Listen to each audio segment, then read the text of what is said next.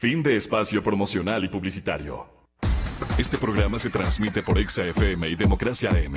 Mírelo en YouTube por Democracia TV. En Twitter somos Democracia S. 8:55. Bueno, nos vamos a preparar con enlaces con la televisión colombiana, especialmente la televisión colombiana en la plataforma de RCN, Caracol, NTN 24 pertenece a RCN y Caracol en radio y en televisión, pues como siempre una marca muy importante en términos de comunicación. ¿Cómo están las cosas? Autoridades creen que iban a utilizarlos contra estaciones de policía y batallones. Frustran atentado del ELN en Nariño. Tenían bombas, tenían morteros. Acaban de descubrir una cueva, si cabe el término, con 300 kilos de explosivos muy peligrosos en la vereda Alto Bonito, zona rural de Leiva, en el departamento de Nariño, vecino al nuestro, a las provincias de Carchi e Imbabura. Carchi, Imbabura y Esmeraldas. Entonces, llegaron comandos especiales de Gaula, ¿sí?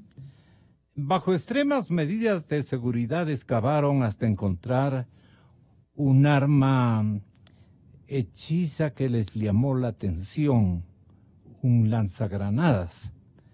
Esto dijeron. Debajo estaban al menos 70 morteros que, según expertos, alcanzarían a derribar un helicóptero de la fuerza pública. Hallaron 300 kilos de un poderoso explosivo, 40 barras de pentolita, imagínense ustedes, cordón detonante, armas de fuego, cualquier cantidad. Y con esto hemos logrado debilitar a esta estructura, refiriéndose, decían, al ELN, quitándole este material explosivo que creemos iba a ser utilizado para atentar contra la fuerza pública. Esto ha explicado el señor coronel Aidíber Restrepo. Dos cosas más alertaron a los investigadores, pues se encontraron dos uniformes del ejército que al parecer iban a utilizar los mismos guerrilleros para infiltrarse en batallones, hacer inteligencia y naturalmente activar sus planes terroristas. También se logró identificar que los explosivos fueron comprados en Ecuador. Esta es la parte complicada.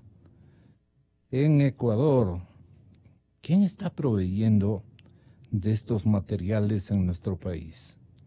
Dicen que disidentes de las mismas FARC, al servicio de alias Guacho, nuestro paisano, quien a su vez se los habría vendido al ELN. Este colectivo terrorista o guerrillero que estaba frecuentemente a través de sus cabezas fundamentales, estratégicas, visitando esta ciudad de Quito, estaban dedicados en los últimos meses a buscar una salida, pero las cosas fallaron, fracasaron precisamente porque ya intervino Guacho. Guacho está en otra posición. Y entonces el material y las armas fueron destruidas, ¿no? Controladamente en una zona ya despejada. El pasado 27 y 28 de enero el ELN atentó contra la policía de Santa Rosa. Ustedes recuerdan, en Barranquilla también hubieron cuadros de guerra bien complicados y en soledad. Entonces, ha muerto gente y estaban armándose con nada más ni nada menos que con cordones detonantes y pentolita, quién está vendiendo en Ecuador, o le hicieron una especie de almacén proveedor de estos materiales por más facilidad en el lado ecuatoriano que en el lado colombiano. Y bueno, ustedes le oyeron la otra mañana lo que dijo Guacho, ¿no? Vamos a ver, ¿qué tenemos este instante como información? Pero antes de todo esto, le vamos a pedir a nuestro compañero periodista Arturo Torres para que tenga la gentileza de darnos una visión o el pálpito que, como buen comunicador, él tenga este momento respecto a lo que va a pasar en esta área tan conflictiva de Tumaco, de Esmeraldas, de Nariño y también de la parte amazónica, de la parte oriental, como quieran verlo ustedes. Entonces, Arturo, bienvenido, muchas gracias por este honor, este privilegio, contar con su opinión, su punto de vista sobre la situación de la seguridad fronteriza entre Ecuador y Colombia. Nos es muy útil a todos los ecuatorianos, especialmente a los que nos debemos a las provincias de Pichincha, a las provincias orientales, a la provincia del Carchi y a la provincia de Esmeraldas, especialmente a esta población afectada por este incremento de acción guerrillera y peligrosas señales. San Lorenzo de Ecuador.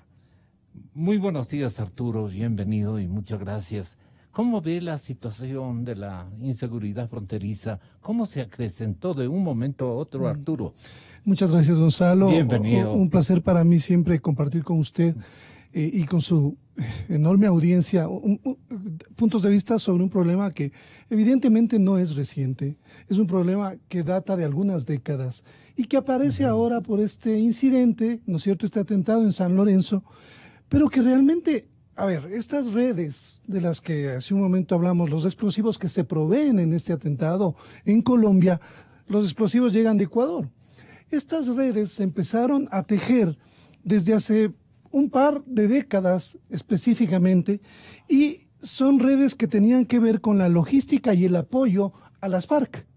Ecuador se había convertido desde el año 2000 persistentemente en esa retaguardia para las FARC, para aprovisionarle de muchas cosas, de alimentos, de armamentos, era un refugio, en fin, o sea, se tejieron un sinnúmero de redes. Esas redes nunca se terminaron, nunca se desmantelaron, permanecieron ahí intactas, sobre todo las que tenían que ver con el crimen organizado. Como sabemos, las FARC se financiaban del dinero del narcotráfico. Eso les permitió dar un salto y convertirse en un ejército. Realmente todo el dinero que venía de la droga es la que les dio esa fortaleza a las FARC. La gente que trabajó directamente vinculada con los carteles, dando protección, se quedó ahí porque vio que es un gran negocio. Vemos que una vez que terminó y que se consolidó el proceso de paz, estas estructuras que estaban ahí, que no llegaron y que prefirieron no vincularse realmente al proceso de paz porque básicamente no era rentable. Ellos viven de un negocio que es el narcotráfico, un negocio global, ¿no es cierto? Sí. ¿Por qué le dan llamar negocio global? Porque el crimen organizado se convirtió, es la principal actividad casi económica, es una industria mundial que genera al año 350,000 millones de dólares. Entonces, más allá de que es un problema de seguridad, es sobre todo un problema de economía global. Porque vincula a redes internacionales, a bancos, a financieras. La mayor parte del dinero de estos 350,000 millones de dólares, el 40% se queda en Estados Unidos y el 30% en países europeos. La mayor demanda de cocaína, que en el 2015 se produjeron 1.175 toneladas de clorhidrato de cocaína, viene de Estados Unidos y de Europa. Entonces, con semejante requerimiento del producto, esta es una economía que mueve muchas cosas. Y sobre todo, por ejemplo, en el caso ecuatoriano, volviendo para un poco aterrizarlo, como digo, estas redes permanecieron intactas. Estas redes no se han tocado. ¿Por qué? Y ahí vale recordar también el tema de la base de Manta y de la UIS. ¿Cómo trabajaban antes los servicios de inteligencia? Precisamente para aplacar lo que estaba pasando con las FARC, ¿no es cierto?, que era vista como una amenaza externa a la seguridad del Estado. Entonces, habían equipos especiales de inteligencia del Ejército e inteligencia de la policía, en este caso la Unidad de Investigaciones Especiales, eran realmente unidades de élites que básicamente daban golpes a las FARC y al narcotráfico.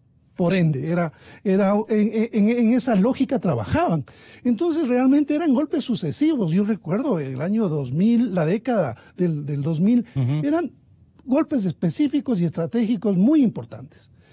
Luego llega el gobierno de Rafael Correa, se desmantela la UIS, se cambia la lógica de los servicios de inteligencia, la cooperación en esa lógica sabiendo que tienen vinculaciones las FARC y el narcotráfico, también se dispersa, ¿no es cierto? Viene este discurso ideológico contra la base de Manta, se pide la salida de Manta, de la base de Manta, que tenía el monitoreo y el control de todo el narcotráfico. No hay un reemplazo adecuado para ese control. Empiezan a improvisar controles en toda la frontera que realmente no logran reemplazar todo el trabajo que se venía haciendo hasta ese momento.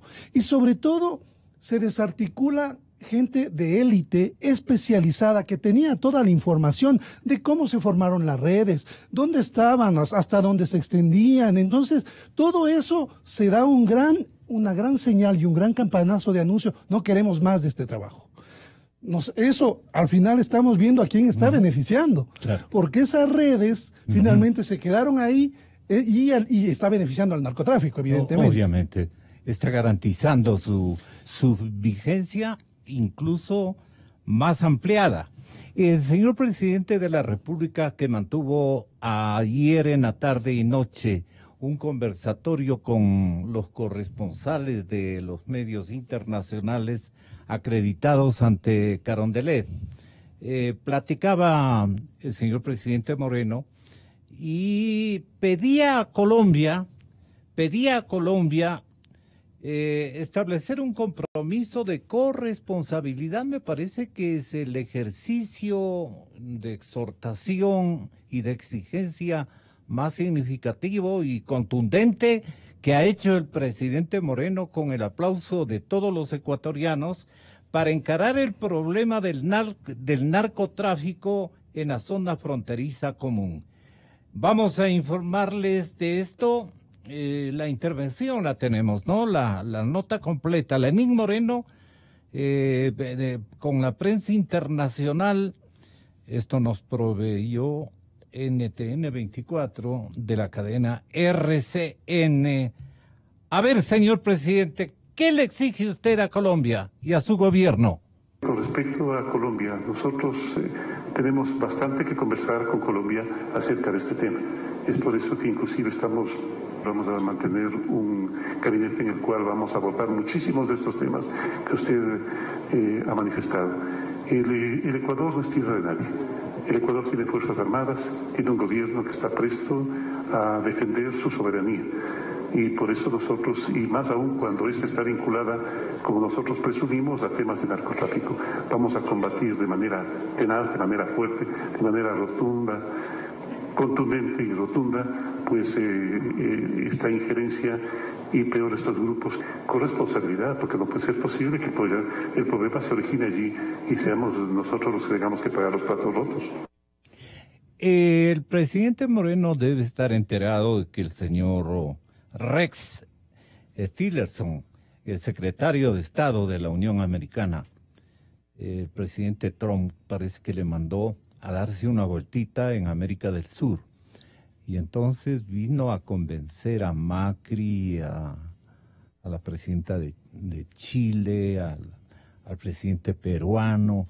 Viene a convencerles de que con Venezuela, con toda esta movida, estamos complicándonos la vida, y que venía a advertirles ya cosas más contundentes de parte de la administración y de la Casa Blanca. Me imagino que a eso vino el secretario de Estado. El presidente Lenín Moreno hace bien este momento en decirle a su homólogo Santos en Colombia, esto tenemos que trabajar en conjunto, no nos van como en otras ocasiones a dejarnos en soledad total y hacernos los desentendidos mirando a otro lado. Con esto terminamos, Arturo. ¿Qué le parece esta intervención de nuestro jefe de Estado?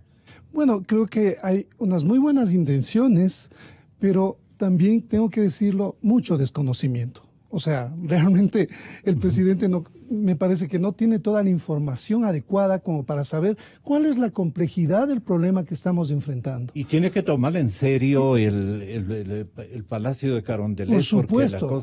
La cosa es muy grave porque además vemos que estos últimos años se fortalece la CNAIN y estaba preocupada de perseguir opositores y periodistas en lugar de trabajar preventivamente viendo cómo está avanzando el crimen organizado. Ahora el gobierno se encuentra y solamente está reaccionando. No hay ningún tipo de anticipación, no tiene ninguna información sobre el estado real de la influencia del narcotráfico en el país, pese a todas las alertas que se han hecho. ¿Qué ignora el presidente según su percepción, Arturo? Yo creo que ignora absolutamente, por ejemplo, este antecedente de qué es lo que pasó con los sistemas de inteligencia. O sea, cómo se desbarataron los sistemas de inteligencia, se fortalece la CNAIN, que tiene un enfoque político, ¿no es cierto?, según todas las denuncias. No tiene un enfoque de seguridad nacional, no tiene un enfoque como para combatir el crimen organizado específico. Entonces, se paseó el crimen organizado, los narcotraficantes se han paseado estos últimos años fortaleciéndose, haciéndose mucho más fuertes a todo nivel. O sea, como yo decía hace un momento, lo de San Lorenzo es un episodio muy pequeño que básicamente evidencia un problema que está mucho más allá de la comprensión incluso del gobierno, que yo tengo que decirlo porque por la experiencia que hemos seguido los periodistas en esta década, ¿no es cierto?, de cómo han trabajado, y creo que es la oportunidad para que se replantee, porque para enfrentar el narcotráfico es evidente que el país por sí solo no puede hacerlo.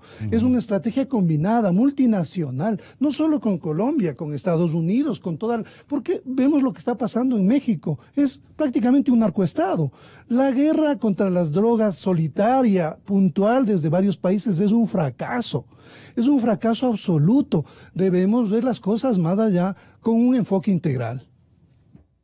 Qué preciso, y estaré molestándole en otro momentito para ampliar este análisis, si el tiempo y su agenda lo permiten, mi querido Arturo. Muchas gracias, Muchísimas gracias, muy buenos días. Nosotros siempre con nuestra consigna de búsqueda de la verdad. Gonzalo Rosero.